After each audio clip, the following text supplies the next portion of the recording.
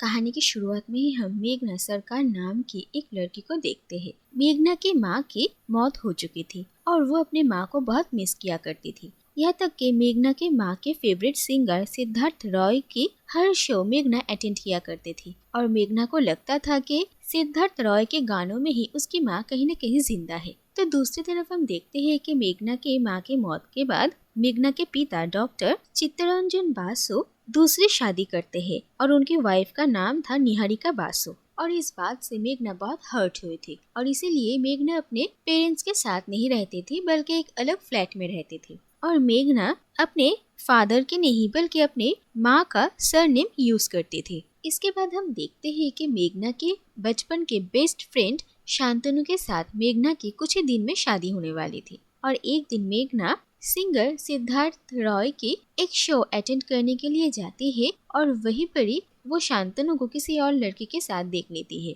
और इसके बाद मेघना बिल्कुल टूट जाती है और मेघना इस बात को बर्दाश्त नहीं कर पाती और वो अपने फादर डॉक्टर बासु के पास जाती है और उनसे कुछ स्लीपिंग पिल्स प्रिस्क्राइब करवाती है। हालांकि डॉक्टर बासु ऐसा नहीं करना चाहते थे और उनकी बातों से ये समझ में आता है कि मेघना अक्सर ऐसा करती थी। और इस बार मेघना जबरदस्ती अपने पापा से स्लीपिंग पिल्स प्रिस्क्राइब करवाती है और फिर ये स्लीपिंग पिल्स खरीदने के लिए मेघना मेडिकल स्टोर जाती है। वहीं पर ही आनंद कौर नाम के एक आदमी के साथ मेघना की मुलाकात होती है और मेघना के बिहेवियर और उसके स्लीपिंग पिल्स खरीदने को देखकर आनंद ये समझ जाते हैं कि मेघना आज रात को शायद सुइसाइड करने वाली है। और ऐसा ही होता है। हम देखते हैं कि मेघना घर जाकर ये स्लीपिंग पिल्स खाने वाली थी लेकिन तभी आनंद कौर वहाँ पर आ जाते हैं और वो किसी तरीके से घर के अंदर घुस जाते हैं और एक अनजान आदमी को ऐसे अपने घर के अंदर आते हुए देखकर मेघना पहले तो डर जाती है और वो आनंद कौर को यहाँ से चले जाने के लिए कहती है। लेकिन फिर आनंद कौर मेघना को ये समझाता है कि दरअसल मेघना जो करने जा रही है उससे वो सुइसाइड करने में सक्सेसफुल नहीं होगी, उल्टा वो बच जाएगी और इस नाकामयाबी से उसकी ही बदनामी होगी। और आनंद कौर कहते हैं कि दरअसल वो एक इंस्टीट्यूशन चलाते हैं जिसका नाम है हिमलक सोसाइटी और इस सोसाइटी में जो लोग सुइसाइड करना चाहते हैं ऐसे लोगों को प्रॉपर ट्रेनिंग दी जाती है जिससे कि सुइसाइड अटेम्प्ट करते वक्त कोई अनसक्सेसफुल ना हो और उन्हें शर्मिंदगी महसूस ना करनी पड़े। और ये बातें सुनकर मेघना बहुत हैरान होती है और वो आनंद कौर पर भरोसा भी नहीं करना चाहती थी। लेकिन इसके बाद आनंद धीरे धीरे मेघना को अपनी बातों में कन्विंस कर लेता है और वो मेघना को कहता है कि मेघना तैयार रहे, कल सुबह आकर वो मेघना को लेकर जाएगा। और अगले दिन सुबह मेघना के एक कलीग मेघना को कॉल करती है और उससे ही मेघना को पता चलता है कि उसे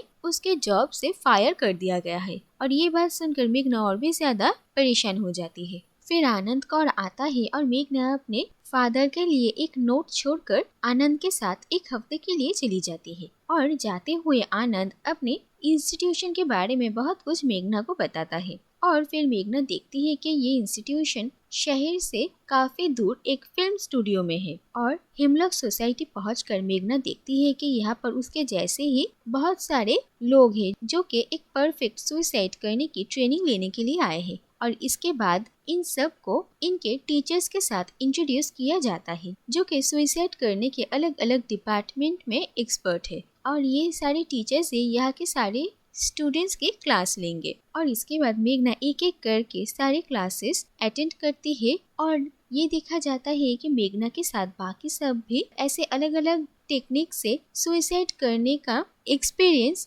कैसा हो सकता है इसे समझते हैं और सबको इस बात से घिन आती है और सब बहुत डर जाते हैं। फिर यहाँ के अलग अलग लोगों के साथ 1-2 घंटा करके मेघना के कुछ सेशंस चलते हैं और उनकी लाइफ की ट्रेजेडी सुनकर मेघना बहुत इमोशनल हो जाती है और उसे कहीं ना कहीं ये लगने लगता है कि वो अपनी जिंदगी में कितनी लकी है और ये सारी बातें वो आनंद को भी बताती है। फिर एक दिन मेघना इसी इंस्टीट्यूशन के एक कमरे में सिद्धार्थ रॉय का गाना सुनती है और वो उसी कमरे में पहुंचती है और सिद्धार्थ रॉय को इसी इंस्टीट्यूशन का एक मेंबर देखकर मेघना हैरान होती है और वो सिद्धार्थ से पूछती है कि आखिर वो यहाँ पर क्या कर रहे हैं, उनकी जिंदगी में क्या कमी है, उन्हें क्या दुख है कि वो ऐसा कदम उठाने वाले हैं। और सिद्धार्थ कहते हैं कि वो एक बहुत पॉपुलर सिंगर है, उनके बहुत सारे फैंस हैं, लेकिन वो सोचते हैं कि उनकी ये पॉपुलैरिटी जिंदगी में हमेशा नहीं रहने वाली है और वो एक खो जाने वाले आर्टिस्ट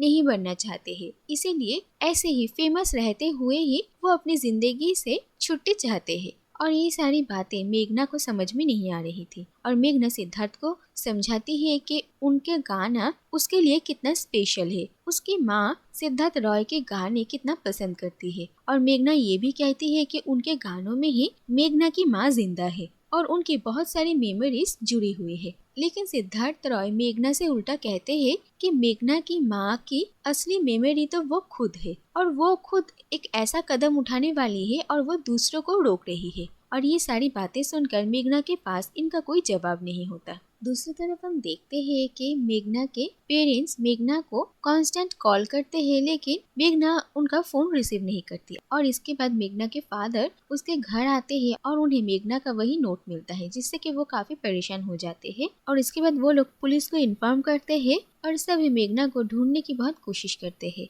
लेकिन उसका कोई ट्रेस नहीं मिलता और मेघना के पापा बिल्कुल टूट जाते हैं। और मेघना के उसी कलीग से ही मेघना के पेरेंट्स को शांतनु ने मेघना को चीट किया है इसके बारे में भी पता चलता है। और ये बात सुनकर वो लोग बहुत हैरान होते हैं, क्योंकि एक ही हफ्ते में उन लोगों की शादी होने वाली थी। तो दूसरी तरफ हम मेघना को देखते हैं जो कि अब धीरे धीरे अपनी लाइफ को एंजॉय करने लगी है और अब तक वो अपनी लाइफ में सिर्फ नेगेटिव चीजों को ही देख रही थी, लेकिन धीरे धीरे उसके लाइफ में कितनी पॉजिटिव चीजें हैं वो देखने लगती है। और यहाँ पर आते वक्त मेघना काफी दुखी थी और डिप्रेस्ड थी, लेकिन धीरे धीरे मेघना अपने डिप्रेशन से बाहर आती है और उसका मन बहुत हल्का हो जाता है। फिर एक दिन मेघना आनंद से कहती है कि उसने तय किया है कि वो सुसाइड नहीं करना चाहती है, क्योंकि अब उसे अपनी लाइफ का इम्पोर्टेंस समझ में आ गया है और वो अपने लाइफ में आगे बढ़ना चाहती है। और मेघना आनंद से ये भी कहती है कि उसके इस डिसीजन चेंज की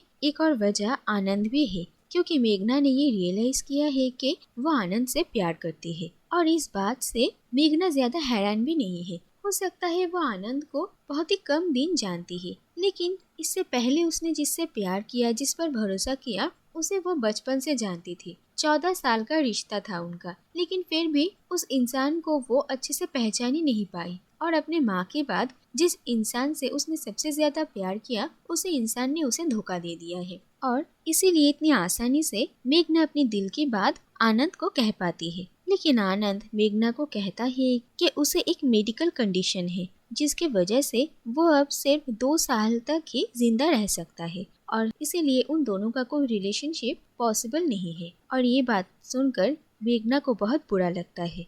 और इसके बाद आनंद मेघना के सामने एक और बड़ी सच्चाई रखता है। दरअसल हेमलॉक सोसाइटी सचमुच कोई सुसाइड का ट्रेनिंग देने का इंस्टीट्यूशन नहीं है, बल्कि हेमलॉक सोसाइटी उन सारे इंसानों को सही रास्ता दिखाने का काम करती है जो लोग अपने जिंदगी से ऊब चुके हैं और इसीलिए वो अपनी जिंदगी खत्म करने का गलत रास्ता चुन लेते हैं और जिन्हें अपनी लाइफ में कोई भी उम्मीद नहीं दिखती है। हेमलॉक सोसाइटी उन्हीं लोगों को जिंदगी में एक नई उम्मीद जगाने का काम करती है और जिससे कि ये लोग इस बात को समझ पाए कि उनके जिंदगी में जो प्रॉब्लम है वो दूसरों के मुकाबले कुछ भी नहीं है। किसी दूसरे इंसान की लाइफ में इससे कई गुना ज्यादा बड़ी प्रॉब्लम है। और दरअसल हेमलॉक सोसाइटी में जितने सारे टीचर्स थे और बाकी सारे मेंबर्स थे वो सभी नकली थे और उनमें से कुछ एक्टर्स थे और कुछ आनंद के फ्रेंड्स थे। जैसे सिंगर सिद्धार्थ रॉय आनंद के स्कूल के सीनियर थे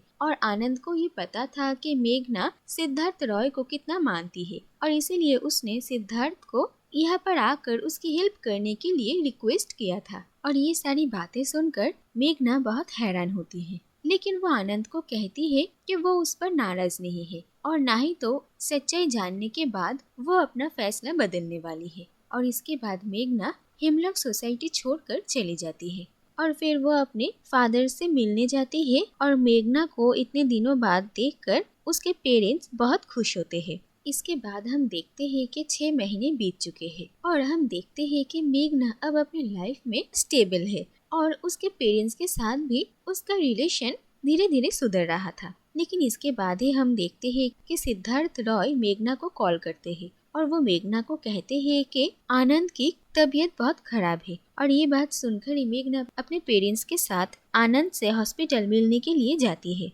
और आनंद को इस हालत में देखकर मेघना को बहुत बुरा लगता है, लेकिन वो आनंद के सामने अपनी इमोशन को कंट्रोल करती है। और आनंद भी बिल्कुल जैसे ही हमेशा हर हालत में खुश मिजाज रहना पसंद करता था, वो बिल्कुल वैसा ही था। और आखिर में हम ये देखते हैं कि मेघना का जो फियांसे था, जो कि अब अपनी नई गर्लफ्रेंड के साथ रह रहा था, वो उसके साथ खुश नहीं था और इस बात से वो बहुत परेशान होता है। और एक दिन वो भी सुसाइड करने के लिए एक ब्रिज के पास आता है और वहीं पर ही आनंद के साथ उसकी मुलाकात होती है और फिर आनंद उसे भी अपने साथ हिमलक सोसाइटी लेकर जाता है, जैसे कि वो मेघना को लेकर गया था।